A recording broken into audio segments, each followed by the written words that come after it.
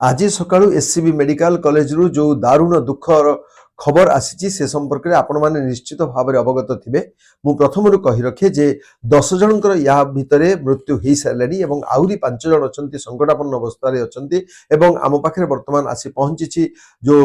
10टी ना से भितर रही रमेश चंद्र परिडा, दासुरु मुंडा, मोहम्मद नयम, गौरांग चंद्र बारिक, शेख अब्दुल सत्तार, मधुसूदन दलाई, कृष्णचंद्र विश्वाल, रवींद्र दास, चेरु परिडा एवं मेनका राउत या छाड़देले आउ 5 जन संकटापन्न अवस्था अच्छा। आम आशा करुँ ईश्वर निकट में प्रार्थना करुँ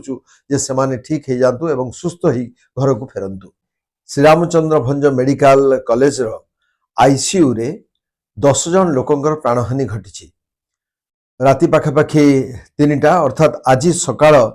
पाहंता 3टा पाखापाखि आईसीयू रे शॉर्ट सर्किट जो निया लगी जाइतला एवं से अग्निकांड रे आईसीयू रे वेंटिलेटर रे थिबा एवं आईसीयू रे रहिथिबा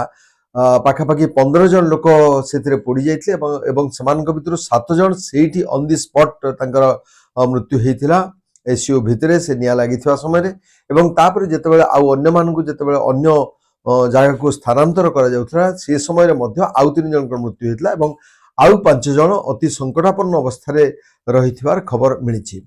एवं आज सकाळु पाखापाखि 7टा पाखापाखि मुख्यमंत्री आसी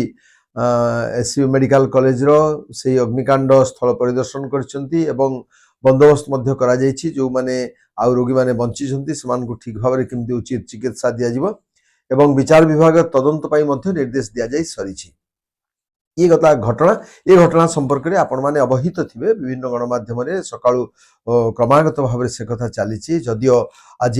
राज्यसभा निर्वाचन पाई भोट चली भोट दान चली ता उपरे समस्त प्राय लाइव रे अछंती ता भितरे भी स्क्रोलिंग रे जाउची एवं अन्य थिरे मध्य संवाद परिवेषण होउची। आपण माने ए संपर्क में खबर पाइथिबे। गोटे मेडिकल कॉलेज रे बा गोटे डाक्तरखाना रे गोटे नर्सिंग होम रे सबुठू संवेदनशील जगह है जोठी निया लगिबार सबुठू बेसी संभावना अच्छी से आशंका अच्छी से जगहटी है तार गोटे है आईसीयू आ गोटे है ओटी। कारण आईसीयू एवं ओटी रे अम्लजान व्यवस्था थाए एसी सेठी लगी थाए सदा बेले अनवरत एसी सेठी लगी थाए बेले बेले एसी रु शॉर्ट सर्किट हुए एवं अम्लजान कौन कले ना यज्ञ जमी घी देले आपंकर जो भाव में आहुरी बेसी प्रज्वलित हबार से सहायक होता है ठीक से भाव में गोटे जिते आईसीयू रे लगे तार अम्लजान जो सब पाइप जाए से गुड़ाक बास्ट हुए और सी पूरा चली चली चली चली पूरा संपूर्ण अंचल को सी धूमाभ करदिवे और अग्नि चारिड़े व्यापी जाए से भाव में जोटा ओटी बा ऑपरेशन थिएटर मध्य सी भलिया कथा सेठी जेहेतु ऑक्सीजन था एवं रुद्ध थाए चारिआडे कुआडे तार बाष्प बाहर बाट न थाए एवं लोक माने मध्य जीवा पई गोटिए बाट थाए सेति सेठी अग्नि लागिबार संभावना बेसी थाए एवं सेति पई सबुठु अधिक सतर्कता अवलंबन करा जाई थाए आईसीयू एवं ऑपरेशन थिएटर रे। प्राइवेट कौन सी डाक्तरखाना रे बा नर्सिंग होम रे जेतेबेले निया लागिची जदि कौन सी दुर्घटना घटिची सेतेबेले तुरंत तांको विरुद्ध रे पदक्षेप निया जाइची एवं समानक भितर कहा कि अरेस्ट होइचंती कि जेल को जाइचंती एवं डाक्तरखाना बंद होइची। वर्तमान कथा उठी जे कहार असावधानता जो एभली गोटे भयंकर अग्निकांड घटला कारण सारा भारत नुहे सारा विश्व रे गोटे बड़ घटना है कारण डाक्तरखाना को लोक आसी से चिकित्सित हो भल ही घर को फेरिया पाई एवं विशेषकर जो आईसीयू रे थांती आईसीयू रे आहुरी बेसी सतर्कतार सहित से चिकित्सा करा जाय था एवं 24/7 सेठी अटेंडेंट माने थांती डाक्तर थांती नर्स थांती समान को रोगी मान को सहायता करिया पई से भली गोटे स्थान रे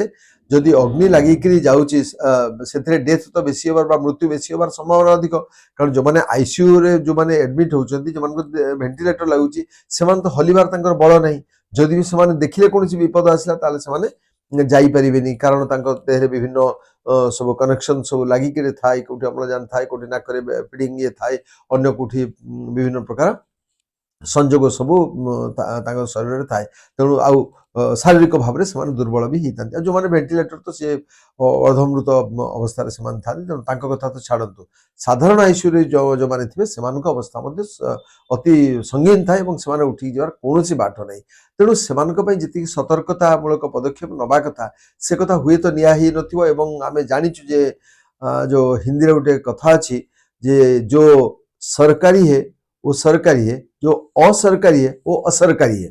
अर्थात जो गुड़ाक बेसरकारी से बेसी असरकारी, अर्थात से बेसी प्रभाव थाए भल ये से मिली थाए, प्रभाव से मिली थाए। तेणु सरकारी तो सरकारी आम सब जाचु। तेणु कि विचार विभाग निर्देश जेहेतु दि जाइए या भितर निश्चय अग्निशम विभाग डायरेक्टर जनरल सी आसिक परिदर्शन करेंगे आम आशा करूँ। जो जो त्रुटि विच्युति होती से त्रुटि विच्युत कारण खोजा जाऊ। कारण जितेबाला एससीबी मेडिकल कॉलेज को आम विश्वस्तरीय डाक्तखाना को उन्नीत करने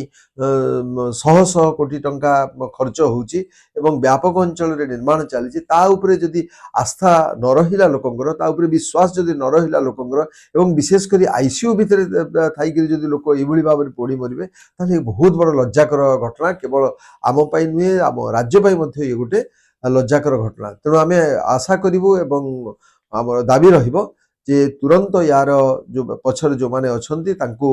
खोजा जाऊ, ठीक भाव में तदंत हो एवं से जो लोक हूँ जो स्तर लोक हूँ तांकर त्रुटि विच्युति पाई एवं तांकर ढिलापण पाई से सठिक भाव में से दंड पातु, से विरुद्ध कार्यानुष्ठान निया जाऊ।